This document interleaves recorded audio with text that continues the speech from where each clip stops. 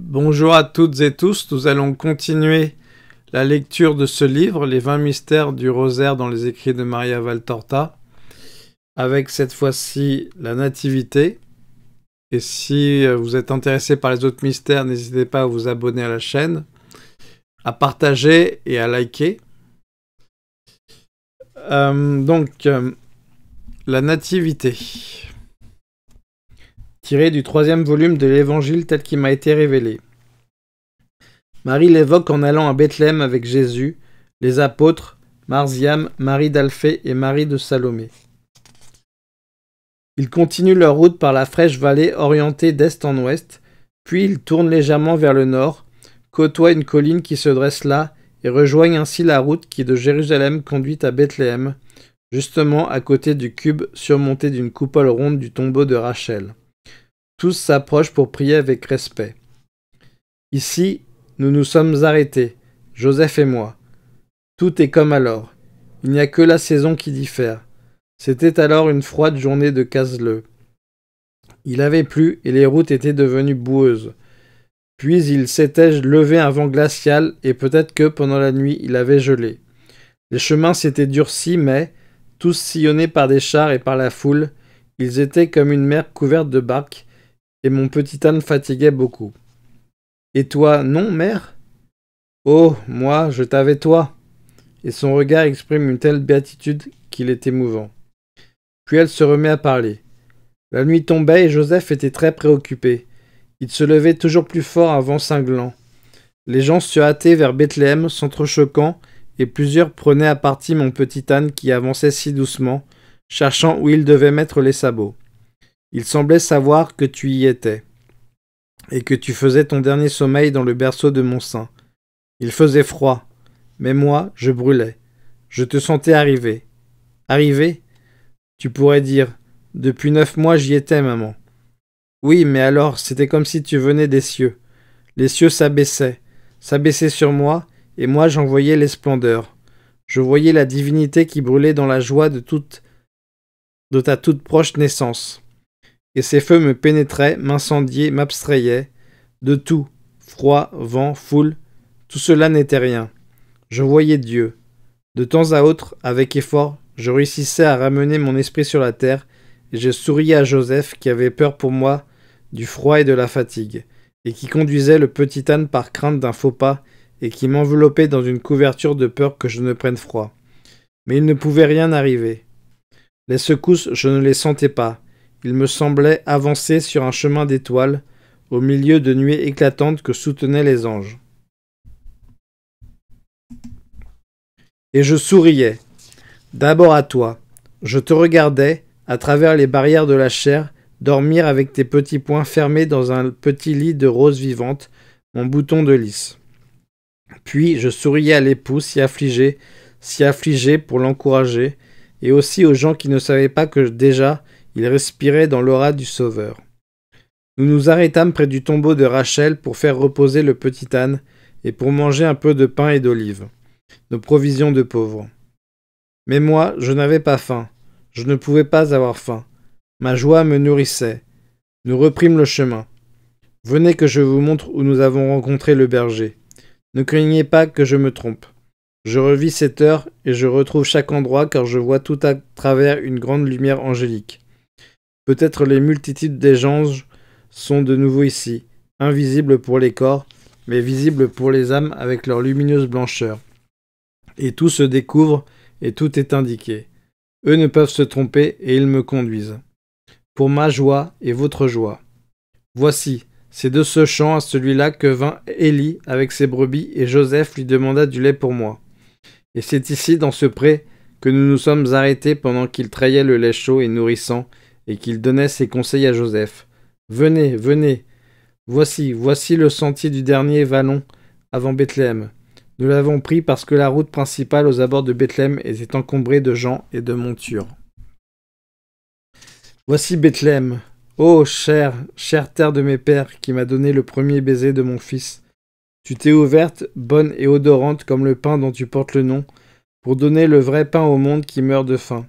Tu m'as embrassé, toi, en qui est demeuré le maternel amour de Rachel, comme une mère terre sainte de la Bethléem de David, premier temple élevé au Sauveur, à l'étoile du matin née de Jacob pour enseigner la route des cieux à toute l'humanité. Regardez comme la ville est belle en ce printemps. Mais alors aussi, bien que les champs et les vignes fussent dépouillés, elle était belle. Un léger voile de givre faisait resplendir les branches nues, et elles se couvraient d'une poussière de diamants, comme si elles étaient enveloppées d'un impalpable voile de paradis. En chaque maison, la cheminée fumait pour le souper tout proche, et la fumée montant d'échelon en échelon, jusqu'à ce sommet, montrait la ville elle-même toute voilée. Tout était chaste, recueilli dans l'attente. De toi, fils. La terre te sentait venir, et il t'aurait senti aussi les Bethléemites, car ils ne sont pas méchants, bien que vous ne le croyiez pas. Ils ne pouvaient nous abriter. Dans les maisons honnêtes et bonnes de Bethléem s'entassaient, arrogants comme toujours, sourds et orgueilleux, ceux qui maintenant encore le sont, et eux ne pouvaient te sentir toi. Combien de pharisiens, de sadducéens, d'hérodiens, de scribes, d'esséniens il y avait? Oh, leur cœur maintenant fermé, c'est la suite de leur dureté de cœur d'alors. Ils ont fermé leur cœur à l'amour, à l'égard de la pauvre sœur ce soir-là. Et ils sont restés et ils restent dans les ténèbres. Ils ont repoussé Dieu dès cet instant, en repoussant loin d'eux l'amour du prochain. Venez, allons à la grotte. Il est inutile d'entrer dans la ville. Les plus grands amis de mon enfant n'y sont plus. La nature amie nous suffit avec ses pierres, sa petite rivière, son bois pour faire du feu. La nature qui a senti venir son Seigneur. Voilà, venez rassurer. On tourne ici. Voici les ruines de la tour de David. Oh, elles me sont chères plus qu'un palais de roi. Ruines bénies, ruisseaux bénis, arbres bénis, que comme par miracle le vent a dépouillé de tant de branches pour que nous trouvions du bois et puissions faire du feu. Marie descend rapidement vers la grotte, franchit le ruisseau sur une planche qui sert de pont, court sur l'emplacement qui se trouve devant les ruines et tombe à genoux sur le seuil de la grotte. Elle se penche et en baise le sol. Tous les autres la suivent. Ils sont émus.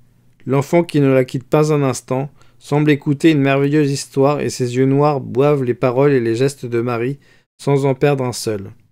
Marie se relève et entre en disant « Tout comme alors. Mais alors il faisait nuit. Joseph fit de la lumière à mon entrée. Alors seulement, en descendant de l'âne, je sentis à quel point j'étais fatigué et gelé. Un bœuf nous salua. J'allai à lui pour sentir un peu de chaleur, pour m'appuyer au foin. Joseph, ici où je suis, étendit du foin pour me faire un lit et le sécha pour moi comme pour toi, fils, à la flamme allumée dans ce coin. Car il était bon comme un père dans son amour d'ange époux. Et nous tenant par la main, comme deux frères perdus dans l'obscurité de la nuit, nous mangeâmes du pain et du fromage, et puis il alla là-bas pour alimenter le feu, enleva son manteau pour boucher l'ouverture. En réalité, il fit tomber le voile devant la gloire de Dieu qui descendait des cieux, toi, mon Jésus. Et je restai sur le foin dans la tiédeur des deux animaux, enveloppé dans mon manteau et dans une couverture de laine. Mon cher époux, en cette heure d'anxiété où j'étais seul devant le mystère de la première maternité, toujours pleine d'inconnus pour une femme, et pour moi dans mon unique maternité, remplie aussi du mystère qu'aurait été la vision du Fils de Dieu émergeant d'une chaîne mortelle, lui, Joseph, fut pour moi une mère, il fut un ange, mon réconfort, alors toujours. Et ensuite le silence et le sommeil qui vinrent envelopper le juste, pour qu'il ne vît pas ce qui était pour moi le baiser quotidien de Dieu. Et pour moi, après l'intermède des nécessités humaines, voici les flots démesurés de l'extase arrivant de la mer paradisiaque et qui me soulevaient de nouveau sur des crêtes lumineuses toujours plus hautes, me portant en haut avec eux, dans un océan de lumière, de joie, de paix, d'amour, jusqu'à ce que je me trouve perdu dans la mer de Dieu, du sein de Dieu. Une voix de la terre encore. Tu dors, Marie? Oh, si lointaine! Un écho, un souvenir de la terre, et si faible que l'âme n'en est pas touchée. Et je ne sais quelle réponse j'y fais pendant que je monte encore dans cet abîme de feu, de béatitude infinie, d'avant-goût de Dieu, jusqu'à lui. Oh, mais est-ce toi qui es né ou est-ce moi qui suis né du rayonnement trinitaire cette nuit-là? Est-ce moi qui t'ai donné, toi, ou toi qui m'as aspiré pour me donner? Je ne sais pas. Et puis la descente, de cœur en cœur, d'astre en astre, de nuage en nuage, douce, lente, bienheureuse, tranquille, comme celle d'une fleur qu'un aigle a portée dans les hauteurs et qu'il a laissé tomber, et qui descend lentement sur les ailes de l'air, devenue plus belle par une pluie de pierres précieuses, par un morceau d'arc-en-ciel dérobé au ciel et qui se retrouve sur la terre natale, mon diadème, toi, toi sur mon cœur. M'étant assise ici, après t'avoir adoré à genoux, je t'ai aimé. Finalement, j'ai pu t'aimer sans la barrière de la chair, et d'ici je me suis levé pour te porter à l'amour de celui qui, comme moi, était digne de t'aimer dans les premiers. Et ici, entre ces deux rustiques colonnes, je t'ai offert au Père. Et ici, tu as reposé pour la première fois sur le cœur de Joseph. Et puis je t'ai emmailloté, et ensemble nous t'avons déposé ici. Je te berçais pendant que Joseph séchait le foin à la flamme, et le tenait au chaud, en le mettant sur sa poitrine, et puis à cet endroit, pour t'adorer tous les deux, penchés sur toi ainsi comme moi maintenant, pour boire ta respiration, pour voir à quel anéantissement peut conduire l'amour, pour verser les larmes que certainement on verse au ciel pour la joie inépuisable de voir Dieu. Marie est allée et venue pendant cette évocation, indiquant les endroits, haletante d'amour, une larme scintillant dans ses yeux bleus et un sourire de joie sur les lèvres. Elle se penche réellement sur son Jésus qui s'est assis sur une grosse pierre pendant cette évocation, et elle baise ses cheveux en pleurant et adorant comme alors.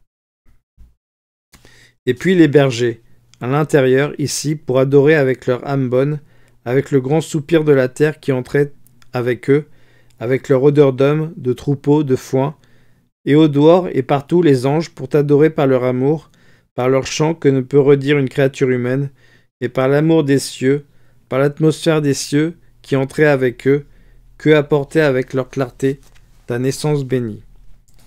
Marie s'est agenouillée à côté de son fils et elle pleure d'émotion, la tête appuyée sur ses genoux. Pendant quelques instants, personne n'ose parler. Plus ou moins émus, les assistants regardent autour d'eux comme si au milieu des araignées et des cailloux raboteux, ils espéraient voir représenter la scène décrite. Marie se ressaisit et dit « Voilà, j'ai dit la naissance de mon fils dans son infinie simplicité et son infinie grandeur, avec mon cœur de femme, non pas avec la sagesse d'un maître. Il n'y a rien d'autre, car ce fut la chose la plus grande de la terre, cachée sous les apparences les plus communes.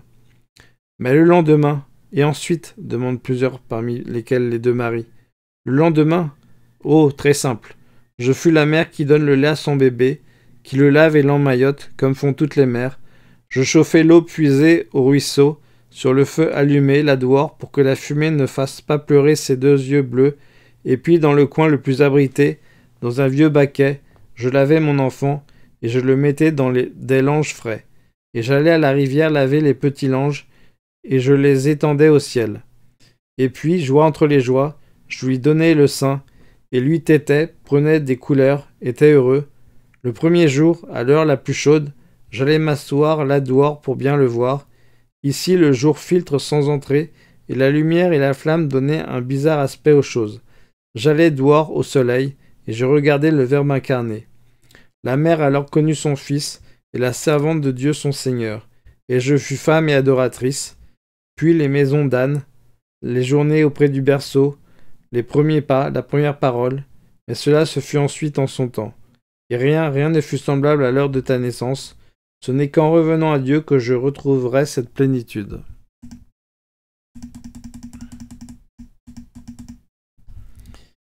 Tiré du premier volume de l'Évangile tel qu'il m'a été révélé.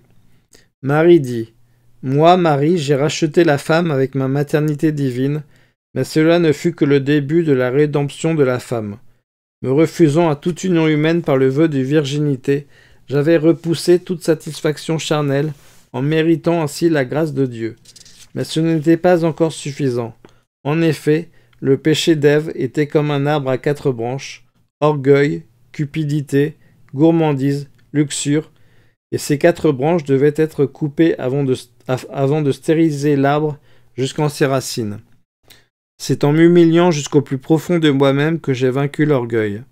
Je me suis humilié devant tout le monde. Je ne parle pas de mon humilité devant Dieu, elle est due au Très-Haut par toute créature. Son Verbe la possédait. Je devais la voir, moi, femme. Mais as-tu réfléchi à toutes ces humiliations que j'ai dû supporter, et sans me défendre d'aucune manière de la part des hommes? Même Joseph, qui était juste, m'avait accusé en son cœur. Les autres, qui n'étaient pas justes, avaient péché en médisant de ma grossesse, et la rumeur de leurs paroles était venue comme un flot amer se briser contre mon honneur de femme. Ce furent les premières des humiliations innombrables que ma vie de mère de Jésus et du genre humain me procurèrent. Humiliation de pauvreté, humiliation de réfugiés, humiliation pour les reproches des parents et amis qui, ne connaissant pas la vérité, taxaient de faiblesse ma conduite maternelle à l'égard de Jésus, devenu jeune homme. Humiliation pendant les 3 années de son ministère. Humiliation cruelle à l'heure du calvaire. Humiliation jusqu'à reconnaître que je n'avais pas de quoi acheter une place et des aromates pour la sépulture de mon fils. J'ai vaincu la cupidité des premiers parents en renonçant d'avance à ma créature. Une mère ne renonce jamais que par force à sa créature. Si elle est réclamée à son cœur par la patrie, l'amour d'une épouse ou Dieu lui-même, elle se raidit contre la séparation. C'est naturel. Le fils croît dans le sein maternel et on ne coupe jamais complètement le lien qui tient sa personne unie à la nôtre. Même quand on a rompu le canal vital de l'ombilic, il reste toujours un air qui part du cœur de la mère, un air spirituel, plus vivant et plus sensible qu'un air physique, et qui est branché sur le cœur du fils. Et on le sent s'étirer à en faire souffrir si l'amour de Dieu ou d'une créature, le devoir patriotique éloigne le fils de la mère. Et il se brise en déchirant le cœur si la mort arrache un fils à une mère. Et moi, j'ai renoncé dès l'instant que je l'ai eu à mon fils, je l'ai donné à Dieu, je l'ai donné à vous, moi, du fruit de mon sein, je me suis dépouillé pour réparer la faute d'Ève du fruit dérobé à Dieu. J'ai vaincu la gourmandise, celle du savoir et celle de la jouissance, en acceptant de savoir uniquement ce que Dieu voulait que je sache, sans demander à moi-même ou à lui plus que ce qui m'avait été dit. J'ai cru sans chercher, j'ai vaincu la gourmandise de la jouissance, car je me suis refusé toute satisfaction sensuelle. Ma chair, je l'ai mise sous mes pieds. La chair, instrument de Satan, je l'ai mise avec Satan sous mon talon, afin de m'en faire un escabeau pour m'approcher du ciel. Le ciel, mon but. Là où est Dieu, ma seule fin, une fin qui n'est pas gourmandise mais nécessité bénie par Dieu, qui ne veut nous voir d'appétit que pour lui seul. J'ai vaincu la luxure, qui est la gourmandise portée jusqu'à la gloutonnerie. En effet, tout vice non réfréné conduit à un vice plus grand. La gourmandise d'Ève, déjà condamnable, l'a conduite à la luxure. Il ne lui a pas suffi de se satisfaire seule, elle a voulu pousser sa faute jusqu'au raffinement. Elle a connu la luxure et l'a enseignée à son compagnon. J'ai bouleversé les termes, et au lieu de descendre, j'ai toujours monté. Au lieu de faire déchoir, j'ai toujours attiré vers les sommets, et de mon compagnon, qui était un homme honnête, j'en ai fait un ange. Dès que je possédais Dieu, et avec lui ses richesses infinies, je me suis hâté de me dépouiller en disant « Voilà, qu'elle soit faite pour lui et par lui, ta volonté. » Chaste est celui-là qui possède la retenue, non seulement de la chair, mais encore des affections et des pensées. Je devais être la chaste pour réduire à rien l'impudique de la chair, du cœur et de l'esprit. Je n'ai pas quitté cette retenue en ne disant pas même de mon fils, qui était uniquement à moi sur la terre comme il était uniquement à Dieu au ciel. Celui-ci est à moi, je le veux. Pourtant, cela ne suffisait pas encore pour rendre à la femme la paix perdue par Ève. Cette paix, je vous l'ai obtenue au pied de la croix, en voyant mourir celui que tu as vu naître. En me sentant arracher les entrailles aux cris de ma créature qui mourait, je me suis vidé de tout féminisme. Je n'étais plus chair mais ange. Marie, la Vierge unie comme épouse à l'esprit, est morte à ce moment-là. Il restait la mère de la grâce, celle qui par son tourment vous a engendré à la grâce, et vous l'a donnée. La femelle que j'avais reconsacrée femme la nuit de Noël a acquis au pied de la croix le moyen de devenir la créature des cieux. Moi, j'ai fait cela pour vous, en me refusant toute satisfaction, même sainte. De vous, réduite par Ève à être des femelles pas supérieures aux compagnes des animaux, j'ai fait, pourvu que vous le vouliez, les saintes de Dieu. J'ai atteint ce sommet pour vous. Comme Joseph, je vous ai porté vers les hauteurs. Le rocher du calvaire est pour moi le mont des Oliviers.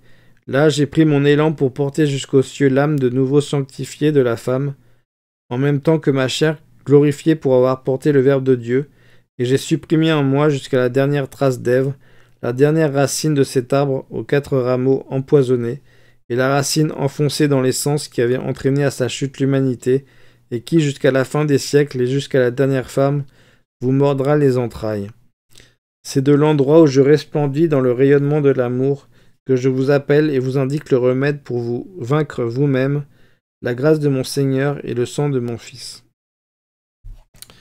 Nous allons prier une dizaine de chapelets en méditant ce rosaire, ce mystère du rosaire. Notre Père qui êtes aux cieux, que votre nom soit sanctifié, que votre règne vienne, que votre volonté soit faite sur la terre comme au ciel. Donnez-nous aujourd'hui notre pain quotidien. Pardonnez-nous nos offenses, car nous pardonnons aussi à ceux qui nous ont offensés. Et ne nous laissez pas succomber à la tentation, mais délivrez-nous de tout mal, ainsi soit-il. Je vous salue Marie, pleine de grâce, le Seigneur est avec vous. Vous êtes bénie entre toutes les femmes, et Jésus, le fruit de vos entrailles, est béni. Sainte Marie, Mère de Dieu, priez pour nous pauvres pécheurs, maintenant et à l'heure de notre mort. Amen. Je vous salue Marie, pleine de grâce, le Seigneur est avec vous. Vous êtes bénie entre toutes les femmes, et Jésus, le fruit de vos entrailles, est béni. Sainte Marie, Mère de Dieu, priez pour nous pauvres pécheurs, maintenant et à l'heure de notre mort. Amen. Je vous salue Marie, pleine de grâce, le Seigneur est avec vous. Vous êtes bénie entre toutes les femmes, et Jésus, le fruit de vos entrailles, est béni. Sainte Marie, Mère de Dieu, priez pour nous pauvres pécheurs, maintenant et à l'heure de notre mort. Amen. Je vous salue Marie, pleine de grâce, le Seigneur est avec vous. Vous êtes bénie entre toutes les femmes, et Jésus, le fruit de vos entrailles, est béni. Sainte Marie, Mère de Dieu, priez pour nous pauvres pécheurs, maintenant et à l'heure de notre mort. Amen. Je vous salue Marie, pleine de grâce, le Seigneur est avec vous. Vous êtes bénie entre toutes les femmes, et Jésus, le fruit de vos entrailles, est béni. Sainte Marie, Mère de Dieu, priez pour nous pauvres pécheurs, maintenant et à l'heure de notre mort. Amen. Je vous salue Marie, pleine de grâce, le Seigneur est avec vous. Vous êtes bénie entre toutes les femmes, et Jésus, le fruit de vos entrailles, est béni. Sainte Marie, Mère de Dieu, priez pour nous pauvres pécheurs, maintenant et à l'heure de notre mort. Amen. Je vous salue Marie, pleine de grâce, le Seigneur est avec vous. Vous êtes bénie entre toutes les femmes, et Jésus, le fruit de vos entrailles, est béni. Sainte Marie, Mère de Dieu, priez pour nous pauvres pécheurs, maintenant et à l'heure de notre mort. Amen. Je vous salue Marie, pleine de grâce, le Seigneur est avec vous. Vous êtes bénie entre toutes les femmes, et Jésus, le fruit de vos entrailles, est béni. Sainte Marie, Mère de Dieu, priez pour nous pauvres pécheurs, maintenant et à l'heure de notre mort. Amen. Je vous salue Marie, pleine de grâce, le Seigneur est avec vous. Vous êtes bénie entre toutes les femmes, et Jésus, le fruit de vos entrailles, est béni. Sainte Marie, Mère de Dieu, priez pour nous pauvres pécheurs, maintenant et à l'heure de notre mort. Amen. Je vous salue Marie, pleine de grâce, le Seigneur est avec vous. Vous êtes bénie entre toutes les femmes, et Jésus, le fruit de vos entrailles, est béni. Sainte Marie, Mère de Dieu, priez pour nous pauvres pécheurs, maintenant et à l'heure de notre mort. Amen. Gloire au Père, gloire au Fils, gloire au Saint-Esprit, au Dieu qui est, qui était, qui vient, maintenant et toujours et dans les siècles des siècles. Amen. Ô mon Jésus, pardonnez-nous nos péchés, préservez-nous du feu de l'enfer, et conduisez au ciel toutes les âmes, spécialement celles qui ont le plus besoin de votre très sainte miséricorde, et que par la miséricorde de Dieu, les âmes des fidèles trépassés reposent en paix. Amen.